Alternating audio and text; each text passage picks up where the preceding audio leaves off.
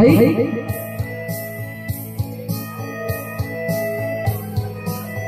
So bago mong lahat, ano pang masasabi natin kay Mr. Joshua? Hi Kuya Joshua, happy birthday! Galing yan kay Althea. Si Joshua po, una ko yan kasama dito. Sobrang sweet po niyang bata. So, Kuya, hanggang sa pagtanda mo, sana maging sweet ka, lalo na kay Althea. Thank you sa pag-aalaga mo kay Thea.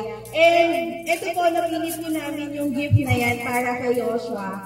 Kasi po, gusto niya po maging engineer someday. So, start young daw. So, ayan, bricks. Actually, nagawa niya na kanina. So, very good si Kuya. So, again, happy birthday, baby. Kuya, love you.